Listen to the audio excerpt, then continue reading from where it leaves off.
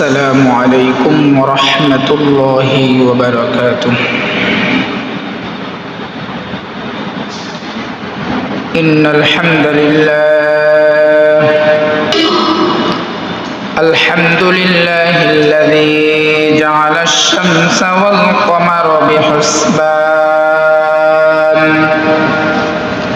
والنجم والشجر يسجدان وفضل زمانا على زمان كما فضل مكانا على مكان وإنسانا على إنسان ونشهد أن لا إله إلا الله وحده لا شريك له ونشهد أن سيدنا ومولانا محمدا عبده ورسوله. أما بعد فقد قال الله تعالى في شان كلامه المجيد وفي فرقانه الحميد. أعوذ بالله من الشيطان الرجيم. بسم الله الرحمن الرحيم. إن أول بيت وضع للناس للذي ببكة مباركا وهدى للعالمين. فيه آيات بينات مقام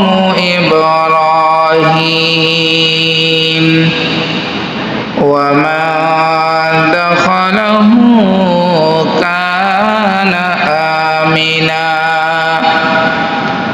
ولله على الناس حج البيت من استطاع إليه سبيلا ومن كفر فإن الله غني عن العالمين. صدق الله مولانا العظيم وصدق على رسوله النبي الكريم ونحن على ذلك لمن الشاهدين والشاكرين والحمد لله رب العالمين.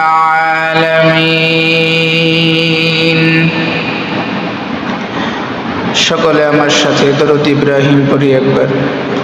আল্লাহুম্মা সাল্লি আলা মুহাম্মাদিন ওয়া আলা আলি মুহাম্মাদ কামা সাল্লাইতা আলা ইব্রাহিম ওয়া আলা আলি ইব্রাহিম ইন্নাকা হামিদুম মাজিদ। আল্লাহুম্মা বারিক আলা মুহাম্মাদ ওয়া আলা আলি মুহাম্মাদ কামা বারাকতা আলা ইব্রাহিম ওয়া আলা আলি ইব্রাহিম ইন্নাকা হামিদুম মাজিদ। بلغ العلا بكماله كشف الدجى بجماله حسنت جميع خصاله صلوا عليه وآله لا إله إلا الله لا إله إلا الله لا إله إلا الله لا إله إلا الله لا إله إلا الله لا إله إلا الله محمد رسول الله صلى الله عليه وسلم الحمد لله ثم الحمد لله মহান গরিয়ান রব্বুল আলামিন যে মহান আল্লাহ রব্বুল আলামিন আমাদেরকে পবিত্র শাওয়াল মাসের শেষতম জুমার নামাজ আদায় করার জন্য আল্লাহ রব্বুল আলামিনের পবিত্র ঘর মসজিদে আগে আগে এসে নামাজের পূর্বে কিছু দ্বীনি আলোচনা বলার এবং শ্রবণ করার মতো তৌফিক দান করেছেন ওই মালিকের দরবারে জবান খুলে অন্তরের অন্তঃস্থল থেকে একবার কালিমাত শুকর আদায় করছি আলহামদুলিল্লাহ। সুস্থতা আল্লাহ তাআলার পক্ষ থেকে বহুত বড় একটি নিয়ামত। বাংলাদেশের অগণিত হাসপাতালের মধ্যেও দেখবেন কত মুসলমান মনের মধ্যে ইচ্ছা থাকা সত্ত্বেও আজকের জুমার নামাজটা মসজিদে গিয়ে পড়তে পারবে না। মনের ভিতরে ইচ্ছা আছে নিজের পায়ে হেঁটে মসজিদের এক কোণে বসে হলেও জুমার নামাজটা যেন আদায় করতে পারি, কিন্তু অসুস্থতা তাকে হাসপাতালের বেডে শুয়ে রাখছে। আল্লাহ তাআলা যে আমাদেরকে সুস্থতার সাথে এই পর্যন্ত নেক হায়াতে তৈয়বা দান করেছেন, এই জন্য আবারও শুকরিয়া জ্ঞাপন করি আলহামদুলিল্লাহ। আল্লাহ তাআলার অগণিত প্রেরিত বান্দা এবং বান্দির মধ্য থেকে আমাদেরকে ইসলাম ধর্মের মধ্যে প্রেরণ করেছেন, মুসলমানিত্ব দান করেছেন এবং ইসলামের উপর এই পর্যন্ত অটল অবিচল থাকার তৌফিক দান করেছেন। এই জন্য আরো একবার শুকরিয়া জ্ঞাপন করি আলহামদুলিল্লাহ। এবং আল্লাহ রাব্বুল আলামিন পৃথিবীর শুরু লগ্ন হযরতে আদম আলাইহিস সালাতু ওয়াস সালাম থেকে হযরতে ঈসা আলাইহিস সালাতু ওয়াস সালাম পর্যন্ত অগণিত লক্ষ লক্ষ নবী পয়গম্বর দুনিয়াতে প্রেরণ করেছেন। এর মধ্যে সর্বশেষ নবী সাইয়্যিদুল মুরসালিন রাহমাতুল লিল আলামিন খাতামুন নবিয়্যিন, যিনি সকল নবীদের সরদার, যিনি সকল নবীদের ইমাম, ইমামুন নবিয়্যিন, যিনি গোটা কায়নাতের জন্য রহমত, রহমাতুল লিল আলামিন, এমন নবীর উম্মত হিসাবে আমাকে আপনাকে দুনিয়ায় প্রেরণ করেছেন। আমরা এই শেষ নবীর উম্মত হয়ে দুনিয়ায় এসেছি, এই জন্য আবারও শুকরিয়া জ্ঞাপন করছি আলহামদুলিল্লাহ। এভাবে একটি একটি করে যদি নিয়ামত আদায় করতে চাই, দিন ফুরিয়ে যাবে, রাত ফুরিয়ে যাবে, সপ্তাহ ফুরিয়ে যাবে, মাস ফুরিয়ে যাবে, বছর ফুরিয়ে যাবে, কিন্তু আল্লাহ তাআলার অগণিত নিয়ামত গণনা করা কখনোই ফুরাবে না। বলেন না সুবহানাল্লাহ। এই জন্য প্রতিটি কদমে কদমে, প্রতিটি সময়ে যেন আল্লাহ তাআলার নিয়ামতের শুকর গুজার করতে পারি, এই নিয়ামত যেন আল্লাহ পাক আমাদেরকে দান করেন এবং সুস্থতার সাথে যেন আদায় করতে পারে সেই তৌফিক যেন দান করেন। সকলে বলি আমিন। সম্মানিত হাজিরিন, গত জুমায় পবিত্র হজ সম্পর্কে আলোচনা করছিলাম। হজ ইসলামের 5টি মূল স্তম্ভের মধ্যে অন্যতম একটি স্তম্ভ। কাদের উপর হজ ফরজ এই বিষয়েও আলোচনা করেছিলাম গত জুমায়। যদি হজ ফরজ হওয়া সত্ত্বেও হজ সম্পাদন না করে, হজ আদায় না করে, ওই ব্যক্তির জন্য নবী পাক সাল্লাল্লাহু আলাইহি ওয়াসাল্লাম কি পরিমাণ ধমকি দিয়েছেন এ ব্যাপারেও কথা বলেছিলাম। যাহা হোক, হজের মৌসুম চলতেছে, হজের মাস চলতেছে, এই তো আর কিছুদিন পরে হজ সম্পাদন করা হবে। এই জন্য হজের আলোচনা অতীব জরুরি আমাদের সকলের জন্য। হজের আবিধানিক অর্থ এবং পারিভাষিক অর্থ এবং হজ যাদের উপর হজ ফরজ হয়েছে, হজ আদায় করলে কি পরিমাণ নেকি তাদের জন্য, এই কয়েকটা পয়েন্টে আজকে কথা বলে দ্বিতীয় আরেকটা রাউন্ডে আমি ভিন্ন এক আলোচনা করব ইনশাআল্লাহ। ওয়া মা তৌফিকি ইল্লা বিল্লাহ। সময় খুব অল্প।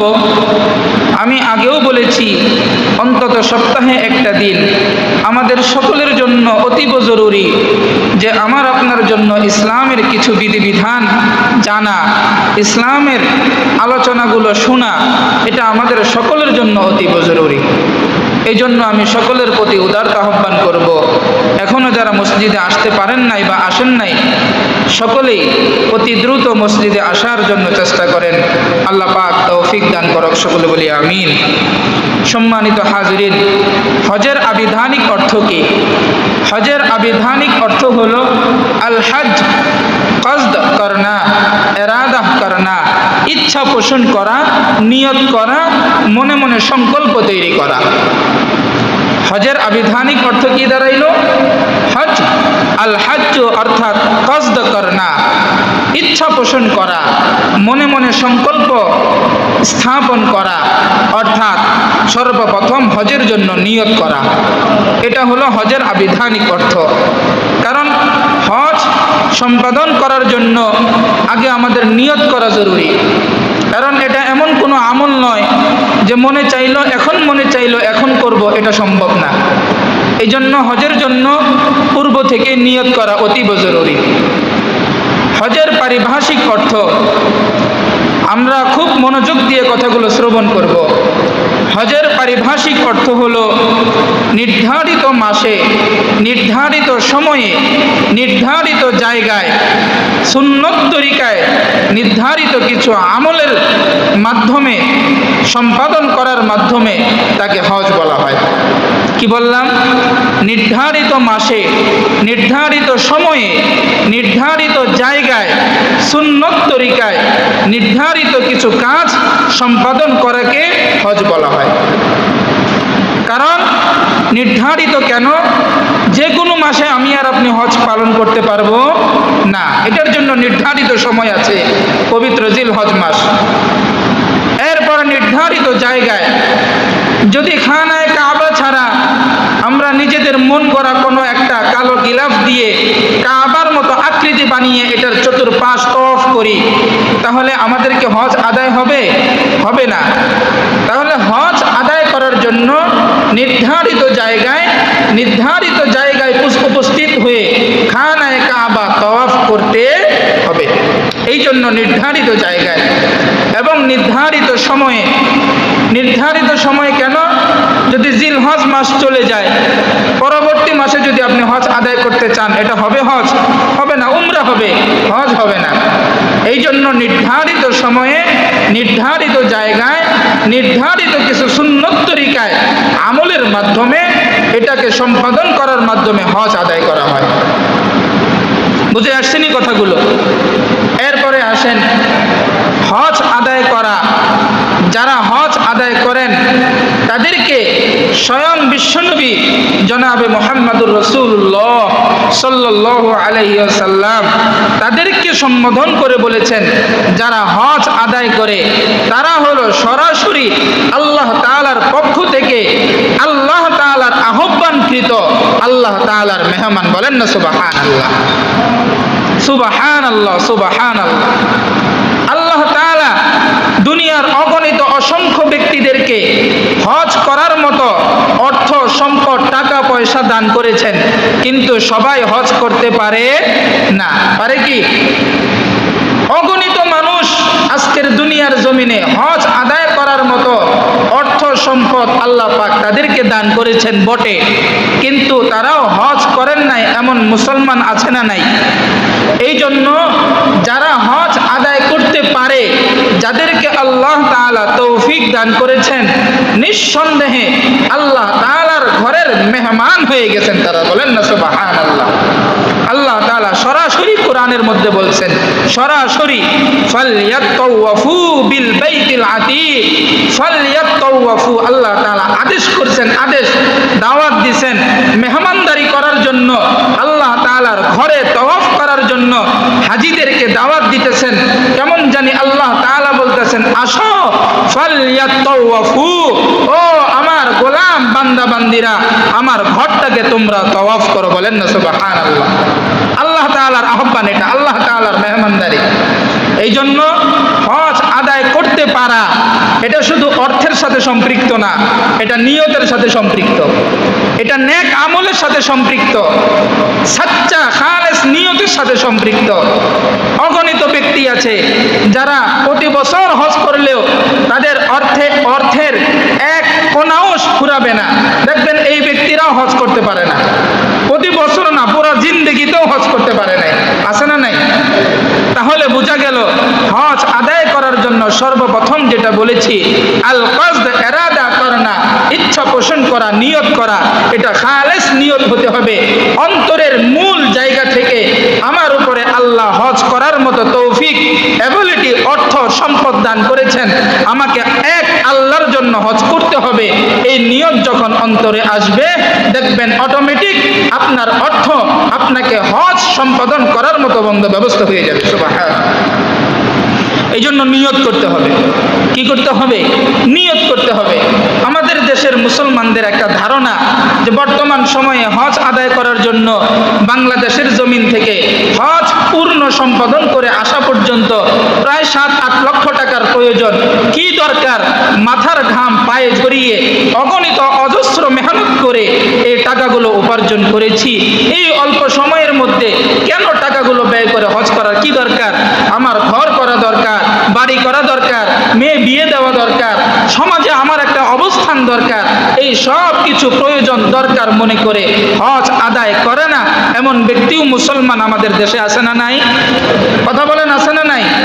অথচ আল্লাহর নবী রাসূল পাক সাল্লাল্লাহু আলাইহি ওয়াসাল্লাম নিজেই বলেছেন যদি নবীর কথাগুলো আপনার দিল থেকে বিশ্বাস করেন, বাপ আমার, বন্ধু আমার, নবী, বিশ্ব নবীর কথাগুলো নকল করে বলছি, নবী বলেছেন হজ যে ব্যক্তি করবে, হজ করতে গিয়ে যে অর্থ, যে টাকা খরচ হবে, তোমাকে ওই টাকা, ওই অর্থ খরচ করার কারণে, হজ করার কারণে তুমি কখনো গরিব, ফকির, মিসকিন, অসহায় হবে না, হবে না, হবে না। 3 বার বলছেন বিশ্ব নবী। হজ আদায় করলে বরং তোমার অর্থের মধ্যে, তোমার সম্পদের মধ্যে, তোমার অর্থনৈতিকভাবে আল্লাহ তাআলা বারাকা দান করবে, বারাকা দান করবে, বারাকা দান করবে। বলেন না সুবহানাল্লাহ।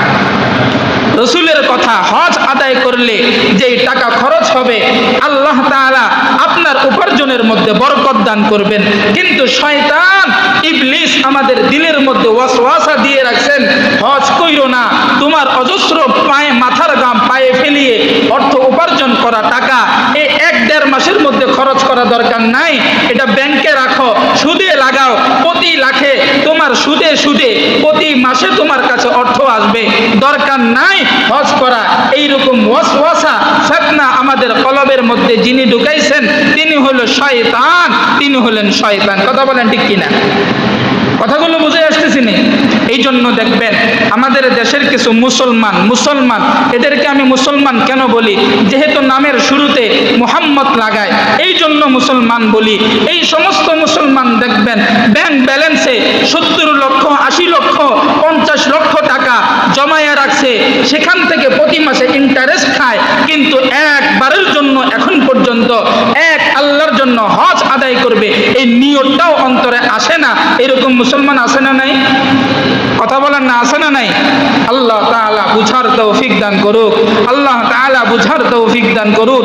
রাসূল সাল্লাল্লাহু আলাইহি ওয়াসাল্লাম বলেছেন, আমার যেই উম্মত এক আল্লাহর জন্য হজ সম্পাদন করার জন্য খানায়ে কাবায় আসবে, আমি নবীকে সালাম আমার রওজার সামনে এসে দিবে। নবী পাক সাল্লাল্লাহু আলাইহি ওয়াসাল্লাম নিজেই বলেন, ফালা রাফাসা ওয়ালা ফুসুকা, যদি হজ আদায় করার সময় হজের যেই সমস্ত কার্যক্রম হারাম করা হয়েছে এগুলো যদি না করে, আল্লাহর নবী নিজেই বলছেন, কাওয়ালাদাতহু উম্মুহু, তার হজ শেষ করার পরে সে কেমন জানি নবজাতক শিশু, যেমন মায়ের গর্ভে থেকে আজকে যেই নবজাতক শিশু ভূমিষ্ঠ হয়েছে তার যেমন কোনো গুনাহ নাই, সে বেগুনাহ মাসুম নিষ্পাপ বাচ্চা, এইরকম একেবারে আল্লাহ তাআলা হজ সম্পাদনকারী ব্যক্তিকে বেগুনাহ মাসুম নিষ্পাপ বানাইয়া আল্লাহ তাআলা তার ঘর থেকে খানায়ে কাবা থেকে তওয়াফ করাইয়া তাকে গন্তব্য জায়গায় পৌঁছাইয়া দেন। বলেন না সুবহানাল্লাহ, সুবহানাল্লাহ, সুবহানাল্লাহ। এই জন্য হজ আদায় করা আমাদের জন্য দরকার আছে না নাই? বলেন না, দরকার আছে না নাই?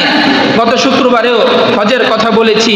আমাদের যাদের উপরে হজ ফরজ হয়েছে একেবারে নির্দ্বিধায়, কোনো দিকে তাকানো দরকার নাই। ঘর করা দরকার, বাড়ি করা দরকার, ছেলে বিদেশে পাঠানো দরকার, এরপরে মেয়ে বিয়ে দেওয়া দরকার। এই যে দরকার, এই যে জরুরত, এই যে হাজত, এটা আমার আপনার মৃত্যুর আগ পর্যন্ত কখনো শেষ হবে না, কখনো হবে না, কখনো না। এই দরকার, এই জরুরত, প্রয়োজন শেষ হয় না। দেখবেন এই দরকার আমার, এগুলো দরকার, এগুলো করতে করতে গত জুমাতেও বলেছি, হজ আদায় করে কখন? ওই যখন একেবারে ঝুনা হয়ে যায়, বুড়া হয়ে যায়, শারীরিক যেই শক্তি প্রয়োজন হজ আদায় করার জন্য, সক্ষমতা দরকার, এগুলো যখন থাকে না, এই তখন গিয়া হজ আদায় করতে যায়, খানায়ে কাবার তওয়াফ করতে গিয়েও যে একটা শক্তি দরকার সেটা পায় না। দেখবেন বুকে পিঠে ব্যথা নিয়ে এরপরে বাংলাদেশে ফিরে, এমন মুসলমান আছে না নাই? বুঝেন না এই কথাগুলো? এই জন্য শক্তি থাকতে, মনোবল থাকতে, অর্থ থাকা অবস্থায়, শক্তি থাকা অবস্থায় হজ করেন। আল্লাহ তাআলা যাদেরকে তৌফিক দিবেন এখনই নিয়ত করেন, আল্লাহ তাআলা আমাদের সকলকে তৌফিক দান করুক, সকল বলি আমিন। সম্মানিত হাজিরিন, আজকের এতটুকু আলোচনা ছিল হজ সম্পর্কে। ভিন্ন একটি আলোচনা আজকে এখন করব এই 5-7 মিনিটে। আমার কাছে প্রায় এই পর্যন্ত বিগত এই 2 বছরের মধ্যে মাঝে মাঝে কিছু ব্যক্তিরা একটা বিষয় আলোচনা করার জন্য আবদার করে, কারণবশত হয়তো আমার এই আলোচনাটা করা হয় না। আজকে নিয়ত করছি এই অল্প সময়ে, যদিও এই আলোচনাটার জন্য লম্বা সময় জরুরত, এরপরেও অল্প সময়ে কিছু কথা বলা অতীব জরুরি। আপনারা যারা মসজিদে আসেন তারাও শুনবেন, যারা ঘরে মা বোনেরা আছেন তাদের জন্যও কথাগুলো দরকার, একেবারে খুবই দরকার। বিশেষ করে আমাদের জন্য দরকার, এই অঞ্চলের জন্য দরকার। আলোচনাটির মূল ভূমিকা শুরুতেই যে কথাটা বলতে হয় সেটা হলো, আমাদের দেশে বর্তমান সময়ে এক শ্রেণীর পুরুষ এবং এক শ্রেণীর নারী যারা নিজেরা নিজেদেরকে পরকীয়ার সাথে জড়িত রাখছে, এইরকম পুরুষ এবং নারী আছে না নাই? কথাগুলো বুঝতেছেন? নিজেকে পরকীয়া, অর্থাৎ কিছু পুরুষ আছে নিজের বিবিকে আর ভালো লাগে না, অন্য মহিলার সাথে কথা বলে দিনকে দিন রাতকে রাত, এই ধরনের পুরুষ আছে না নাই? কথাগুলো বুঝতেছেন তো? আবার এক শ্রেণীর নারী মহিলা, তারা নিজেদের স্বামীর সাথে কথা বলার থেকে ভিন্ন পুরুষের সাথে কথা বলা, সময় দেওয়া বেশি আনন্দ উল্লাস মনে করে, এইরকম নারীও আছে না নাই? কথা বলেন না, আছে না নাই? আচ্ছা, এদেরকে নিয়ে কিছু কথা বলা অতীব জরুরি।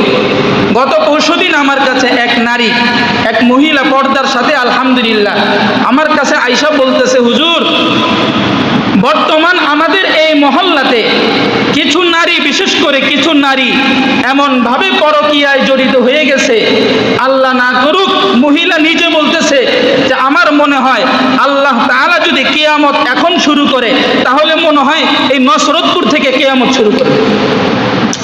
কথা বুঝেন নাই আপনারা? ওই মহিলার কাছে এরকম মনে হচ্ছে এই পরিমাণ পরকীয়ায় আমাদের দেশের নারীরা জড়িত, আল্লাহ তাআলা হয়তো আমাদের উপর রাগান্বিত হয়ে আছে। কথাগুলো বুঝতেছেন? এরকম মহিলা বা এরকম পুরুষ আছে না নাই? কথা বলেন, আছে না নাই? আচ্ছা, এটা বোঝার জন্য এই ব্যাপারে আল্লাহ তাআলা সরাসরি আয়াত নাজিল করছেন। এই পরকীয়ার ব্যাপারে, যারা পরকীয়া করেন, পরকীয়া মানে ভিন্ন পুরুষ অর্থাৎ নিজের স্ত্রীর সাথে কথা বলার চাইতে ভিন্ন পুরুষ, ভিন্ন স্ত্রীর সাথে, ভিন্ন মহিলার সাথে কথা বলাটা বেশি আনন্দ পায়। আবার ভিন্ন মহিলা সে তার নিজের স্বামীর চাইতে ভিন্ন পুরুষের সাথে সময় দেওয়া, কথা বলা বেশি আনন্দ পায়। এদের পরিণাম কি বা এই বিপরীত তার স্বামী স্ত্রীর কি হালাত, এই ব্যাপারে কোরআনের মধ্যে আল্লাহ তাআলা সরাসরি আয়াত নাজিল করেছেন। বলেন না সুবহানাল্লাহ। একটু মনোযোগ দিয়েন। 18 নম্বর পারা, সূরাতুন নূর, আল্লাহ রাব্বুল আলামিন 24 নম্বর সূরাতুন নূরের 3 নম্বর আয়াতে একটা আয়াত, একেবারে বাংলা আয়াত, আপনারা তরজমা আমার ভিন্নভাবে বলতে হবে না, একটু মনোযোগ দিয়ে শুনিয়েন। আয়াতগুলো শুনলে একেবারে বাংলা মনে হবে যে বাংলা, আল্লাহ তাআলা মনে হয় এই আয়াত বাংলাদেশের জন্য নাজিল করছে, এমন মনে হবে। এমন বুঝে আসছেনি কথাগুলো? নারীরা বিশেষ করে আলোচনা যতটুকু যাচ্ছে, আমি নারীদেরকেও বলবো এই আলোচনাগুলো মনোযোগ দিয়ে শ্রবণ করার জন্য। আপনারা তো সামনে আসেনি, বুঝতেছেন নি কথাগুলো? সূরাতুন নূর 18 নম্বর পারা, 24 নম্বর সূরা, 3 নম্বর আয়াত, আল্লাহ রাব্বুল আলামিন বলেন, আয-যানি লা ইয়ানকিহু ইল্লা যানিয়াতান আও মুশরিকা। আল্লাহ তাআলা বলেন আয-যানি, ব্যভিচারী পুরুষ। ব্যভিচারী কি? ব্যভিচারী পুরুষ বুঝছেন নি আপনারা? যেই সমস্ত পুরুষ নিজের স্ত্রীর চাইতে অন্য মহিলার প্রতি আসক্ত, এরা হলো ব্যভিচারী পুরুষ। আয-যানি, বুঝতেছেন নি কথাগুলো? আল্লাহ তাআলা বলতেছেন আয-যানি, এই সমস্ত যে যারা ব্যভিচারী পুরুষ আছে, যেই সমস্ত পুরুষরা নিজের স্ত্রীর চাইতে অন্য মহিলার সাথে কথা বলা, সময় দেওয়া, তাকে টাইম দেওয়া বেশি আনন্দ পায়, এই সমস্ত পুরুষদেরকে বলতেছেন লা ইয়ানকিহু, তুমি যদিও বিয়ে করছো মনে রাখো, ইল্লা জানিয়াতান আও মুশরিকা, তোমার যেই স্ত্রী আছে, তুমি পুরুষ যদি মনে করো আমি না অন্য মহিলার সাথে কথা বলি, আমি না অন্য মহিলাকে সময় দেই, আমার স্ত্রী ঘরে মনে হয় পবিত্র আছে, না, আল্লাহ বলতেছেন যে এই সমস্ত পুরুষ অন্য মহিলাকে সময় দেয়, অন্য মহিলার পিছনে সময় ব্যয় করে, আল্লাহ তাআলা সরাসরি বলতেছেন ওয়াজ-যানি লা ইয়ানকিহু ইল্লা জানিয়াতান, ওই পুরুষের নারী অর্থাৎ ওই পুরুষের স্ত্রী তিনিও তার অগোচরে অন্য পুরুষের সাথে সময় দেয়, হয়তো এটা তুমি জানো না। কথাগুলো বুঝতেছেন নি? যে এই সমস্ত পুরুষ অন্য ভিন্ন নারীর সাথে সময় দেয়, আলোচনা করে মজা লাগে, তৃপ্তি পায়, ওই পুরুষের যে স্ত্রী আছে, হালাল স্ত্রী, আল্লাহ তাআলা অটোমেটিক ওই হালাল স্ত্রীকেও ভিন্ন পুরুষের আসক্ত বানিয়ে দেয়। কথা বুঝতেছেন নি আমার? আমাদের দেশের অনেক পুরুষেরা আছে মনে করে যে আমি না অন্য মহিলার সাথে কি করি, পরকীয়া করি, আমার স্ত্রী মনে হয় জানে না, আমার স্ত্রী একেবারে পুত পবিত্র। না, আল্লাহ বলতেছেন, আল্লাহ তুমি যদি অন্য নারীর আসক্ত হও, তোমার স্ত্রীও তোমার অগোচরে অন্য পুরুষের আসক্ত অটোমেটিক হয়ে আসে। কথাগুলো বুঝেন নাই আপনারা? আয-যানি লা ইয়ানকিহু ইল্লা জানিয়াতান, অথবা তোমার স্ত্রী যদিও অন্য পুরুষের আসক্ত নাও হয়, আল্লাহ বলেন আও মুশরিকা, অটোমেটিক তোমার স্ত্রী মুশরিকা হয়ে আসে। নাউজুবিল্লাহ বলেন না? এবার যারা বলেন না আমি মনে হয় অন্য মহিলার সাথে কথা বলি, আমার স্ত্রী একেবারে পাক সাফ পুত পবিত্র, কোনো সন্দেহ নাই, তাহলে আপনার এই ঈমান যদি থাকে তাহলে আয়াত ভুল। নাউজুবিল্লাহ বলেন না? কথা বুঝেন নাই আমার? তো আমাদের দেশের এই ধরনের পুরুষ কিছু আছে না নাই? কথা বলেন না, আছে না নাই?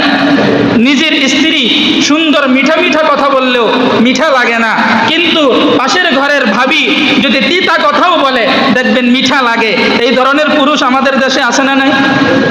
কথাগুলো বুঝতেছেন নি? আছে না নাই? নিজের স্ত্রী যদি বাজারের কথা বলে, আইসা বলে যে মনেও নাই, দেখবেন কিন্তু পাশের ঘরের বিবির নিজের ইচ্ছা থেকে গিয়া খবর নেয়, কিও ভাবি পেঁয়াজ আসেনি, মাছ আসেনি, ফ্রিজে গোস্ত আসেনি, নাকি আইনে দিতে হবে, এই ধরনের খবর নেয়। এইরকম পুরুষ, এইরকম নির্লজ্জ স্বামী আমাদের দেশে আছে না নাই? কথাগুলো বুঝতেছেন নি আপনারা?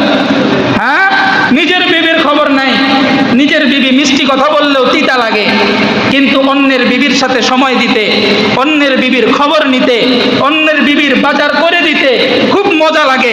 এমন স্বামী আছে না নাই? আমার কথা বল নাকি, আছে না নাই? এটাই হলো আজ্জানি। এটাই কি বলেন না? এটাই কি আজ্জানি। এবার আসেন 2 নম্বরে, আল্লাহ তাআলা এই আয়াতের পরে শুধু পুরুষের কথাই বলেন নাই, এরপরে আল্লাহ তাআলা বলেন ওয়াজ্জানিয়াতু, আর যেই সমস্ত নারীরা, এবার আসেন এই সমাজের জন্য কেন বলছি, এই আমার এই অঞ্চলের জন্য কেন বলছি, কারণ আমার এই সমাজের এই অঞ্চলের মানুষগুলো অধিকাংশ প্রবাসী। কথা বলেন ঠিক কিনা? অধিকাংশ কি প্রবাসী। এবার পুরুষ চলে গেছে প্রবাসে, বিদেশে সে তার মাথার ঘাম পায়ে ফেলে অক্লান্ত পরিশ্রম করে তার স্ত্রীর জন্য টাকা অর্থ পাঠায়, কিন্তু ওই স্ত্রী তার দেশের মাটিতে অন্য পুরুষকে দিনে রাতে সময় দেয়, এমন স্ত্রীও আছে না নাই? আমার কথা বল নাকি, আছে না নাই? এদেরকে বলতেছেন ওয়াজ্জানিয়াতু লা ইয়ানকিহুহা ইল্লা জানিন আও মুশরিক। আল্লাহ তাআলা বলেন, ও নারী, তুমি যখন তোমার স্বামীর অগোচরে তুমি তোমার দেশে অন্য ভিন্ন পুরুষকে তোমার সতীত্বকে নষ্ট করে তাকে তুমি সময় দিচ্ছ, মনে রাখো তোমার স্বামীও ওই ভিন্ন দেশে তোমার অগোচরে তার সতীত্বকে অন্য জায়গায় ব্যয় করতেছে। বুঝতেছেন নি কথাগুলো? কোনো সন্দেহ নাই। এবার কোনো মহিলা যদি মনে করে আমি না পরকিয়া করি, আমি না দেশের মাটিতে ভিন্ন পুরুষের সাথে রাত কাটাই, দিন কাটাই, মোবাইলে চ্যাটিং করি, ডেটিং করি, আমার স্বামী তো মাশাআল্লাহ একবারে কাবা শরীফের ইমাম সাহেব, হ্যাঁ নাকি? এরকম কিছু নেই। আপনি যখন পরকীয়ায় জড়িত, আপনার স্বামীও সেখানে কি, কথা বলেন না, আপনার স্বামীও সেখানে কি জড়িত। এই জন্য বিশেষ করে নারীদের উদ্দেশ্যে বলবো, আমাদের দেশে এক শ্রেণীর এই ধরনের নারী আছে যারা স্বামীর অগোচরে, স্বামীর অবর্তমানে ভিন্ন পুরুষের কাছে তার মোবাইলে তার সময় দেয়, এমন নারী আছে না নাই? কথা বলেন না, আছে না নাই? নিজের স্বামীর সাথে সময় দিতে রাজি না, নিজের স্বামী ফোন দিলে ব্যস্ত, ঘরের কাজের মধ্যে ব্যস্ত আছি, হ্যাঁ, কিন্তু ভিন্ন পুরুষ নিয়ে ভিন্ন ছেলের সাথে অগণিত সময় ব্যয় করতেছে। এইরকম নারী এই দেশেও আছে। কথা বলেন, আছে না নাই? এই জন্য আপনাদের প্রতি আমার জোরালো আহ্বান, যেই সমস্ত নারীরা, বিশেষ করে যেই সমস্ত নারীদের পুরুষেরা প্রবাসে আছে, ভিন্ন দেশে আছে, আপনার জন্য, আপনার মুখে একটু হাসি ফুটানোর জন্য, আপনার ঘরে একটু শান্তি দেওয়ার জন্য, আপনার সন্তানকে একটু ভালো রাখার জন্য আপনার স্বামী বিদেশের মাটিতে অগণিত অজস্র মেহনত করে আপনার কাছে টাকা পাঠায়, আপনার জন্য উচিত অন্তত আপনার সতীত্ব আপনার হেফাজত করা, অন্তত আপনার চারিত্রিক ভূষণ আপনার হেফাজত করা, আপনার স্বামীর জন্য নিজেকে হেফাজত করা প্রতিটি নারীর জন্য অতীব জরুরি। কথা বলেন ঠিক কিনা? জরুরি, দরকার আছে না নাই? কথা বলেন, দরকার আছে না নাই? এই জন্য যেমন পুরুষের জন্য ভিন্ন নারী অ্যাভয়েড করা, তাকে বয়কট করা অতীব জরুরি, এই জন্য ঠিক একইভাবে নিজ নারী তার নিজের স্বামীর চাইতে ভিন্ন পুরুষকে ভালো লাগা, এটাও অ্যাভয়েড করা অতীব জরুরি। কথা বুঝতেছেন নি? আল্লাহ পাক বুঝার তৌফিক দান করুক, সকলে বলি আমিন। সর্বশেষ একটা আমল শিখাবো। এই আমরা হুজুর হয়েও একরকম বিপদে পড়ছি। বিপদ হলো এই নবজাতক শিশু যারা দেখবেন ঘরের মধ্যে কান্নাকাটি করে, এই একেবারে নবজাতক শিশু থেকে 5 বছর বয়স পর্যন্ত বাচ্চারা কান্নাকাটি করলেই দেখবেন এই বাচ্চাদেরকে নিয়ে হুজুরের কাছে দৌড় দেয়। আছে না নাই? কথা বলেন না, আছে না নাই? বাচ্চা হওয়ার পরে মা এবং বাবার জন্য কিছু আমল আছে। কথা বলেন, মা এবং বাবার জন্য কিছু কি আছে? আমল আছে। আগে নিজেরা এই আমলগুলো করেন, শিখেন, এই আমলগুলো করেন, বাস্তবায়ন করেন। সারাদিন তো মায়েরা মোবাইল নিয়ে ব্যস্ত, আজকালকার মায়েরা কি নিয়ে ব্যস্ত? মোবাইল নিয়ে ব্যস্ত, স্টার জলসা নিয়ে ব্যস্ত, টিভির সামনে নিয়ে ব্যস্ত, গপ্প গুজবে। আর স্বামীর কি অবস্থা, অমুক গ্রামের কি অবস্থা, চুগলখড়ি নিয়ে মহিলারা ঠিকই ব্যস্ত। কিন্তু আমার সন্তানের জন্য আল্লাহর নবী কোনো আমল শিখিয়ে দিয়েছেন কিনা এটা জানা দরকার। এই দরকার এটাও অন্তরের মধ্যে আসে না। কান্না করলে হুজুর তো আছে, কি হুজুর তো, এবার হুজুরের কাছে গিয়া হুজুর একটু ঝাড়ফুঁক করে দেন, একটু তেল ভরা দেন, একটু পানি ভরা দেন, এবার কান্নাটা বন্ধ করেন, হুজুরের পকেটে 100 টাকা ঢুকিয়ে দিলাম, শেষ। হ্যাঁ, শেষ না। একটু ভালো করে লক্ষ্য করবেন, কিছু আমল আছে, মা এবং বাবার জন্য কিছু আমল আছে। আপনার সন্তান, যেই সমস্ত নবজাতক শিশু আছে, বিশেষ করে 5 বছর বয়সী পর্যন্ত, এই সমস্ত নবজাতক শিশু যাদের ঘরে আছে, এই সমস্ত পুরুষ এবং নারীদের জন্য এই আমলটা খুব ভালো করে মনোযোগ দিয়ে শোনেন। 1 নাম্বার আমল, বিশ্ব নবী বলছেন, যেই ঘরে নবজাতক শিশু আছে, ওই ঘর যখনই সন্ধ্যা হবে, একেবারে মাগরিবের আজানের 5-10 মিনিট পূর্বেই ওই সন্তানকে তার ঘরে ঢুকায় ফেলবেন। ওই সন্তানকে কোথায় ঢুকাবেন? তার নিজের ঘরে ঢুকাবেন এবং জানালা দরজা সবকিছু বন্ধ করে দেন। জানালা দরজা কি করে দেন? বন্ধ করে দেন। মাগরিবের আজান শেষ, 5-7 মিনিট 10 মিনিট চলে গেছে, বাতাস দরকার, আবার জানালা খুলে দেন। কিন্তু এই যে মাগরিবের 5-7 মিনিট আগে এবং মাগরিবের 5-7 মিনিট পরে, এই 10-15 মিনিট, এই সময়টা দরজা জানালা সম্পূর্ণ বন্ধ রাখেন এবং আপনার সন্তানকে আপনার ঘরের মধ্যে নিয়ে যান। 1 নম্বর আমল, বুঝতেছেন নি কথাগুলো? এবার আসেন 2 নম্বর আমল। আপনার সন্তানের জন্য, বিশেষ করে মাদের জন্য এই আমলটা অতীব জরুরি। প্রত্যেকদিন সকাল সন্ধ্যা আপনার সন্তানকে আপনি নিজে কোলে নিয়ে বিসমিল্লাহিল্লাযী লা ইয়াদুররু মা ইসমিহি শাইউন ফিল আরদি ওয়ালা ফিস সামা, এই এতটুকু একটা দোয়া আপনারা 7 বার পরে নিজের সন্তানের উপরে নিজে দম করেন, নিজে ফু দেন। হুজুরের কাছে আনতে হবে না, নিজে ফু দেন। কথা বুঝতেছেন নি? 3 নাম্বার, যখন সন্তান বেশি কান্নাকাটি করবে, ঠিক এমন সময় বিশেষ করে মা তার নিজের সন্তানকে কোলে নিয়ে তেল অথবা পানি নিজের সামনে রেখে 7 বার আলহামদু সূরা বলেন। 7 বার কি সূরা? আলহামদু সূরা 7 বার নিজে পড়ে ওই তেল অথবা পানির মধ্যে ফু দিয়ে নিজের সন্তানের মাথার তালুতে, কানের লতিতে এবং নাকের 2 ফুটায় এবং নাভির মধ্যে এই 7 জায়গায় ব্যবহার করেন, দেখবেন সন্তান কান্না বন্ধ হয়ে যাবে ইনশাআল্লাহ। এই হুজুরের কাছে দৌড়াতে হবে না। মাদের আজকে এই আমলগুলো নাই, আমাদের ঘরের মাদের এই আমলগুলো আজকে নাই। পারে শুধু কি ওই মোবাইল নিয়ে বসে থাকা। কেন বলি কথাগুলো বারবার, মোবাইল নিয়ে বসে থাকা কেন বলি? ওই আমাদের ছাত্রছাত্রীগুলোকেও যখন জিজ্ঞেস করি কি ব্যাপার, পড়া শিখো নাই কেন, তো বলে যে হুজুর মা আমাকে পড়া শিখায় নাই। তো কি করছে মা, কি করছে? কয় মোবাইল নিয়ে বসে আছে। কি মোবাইল নিয়ে কি থাকে? বসে থাকে, মানে মোবাইল, আর কিচ্ছু লাগে না, মোবাইল বাস। ঘরের মধ্যে কাজকর্মও বন্ধ, স্বামী তো বিদেশ, বাস মোবাইল তো আছে। হ্যাঁ, এই জন্য বাপ আমার কথাগুলো যেগুলো বললাম, আমল করতে রাজি আছেন তো ইনশাল্লাহ? বলেন না, রাজি আছেন তো ইনশাল্লাহ? আল্লাহ পাক সকলকে বুঝার এবং আমল করার তৌফিক দান করুক, সকল বলি আমিন। ওয়া আখিরু দাওয়ানা আলহামদুলিল্লাহি রাব্বিল আলামিন।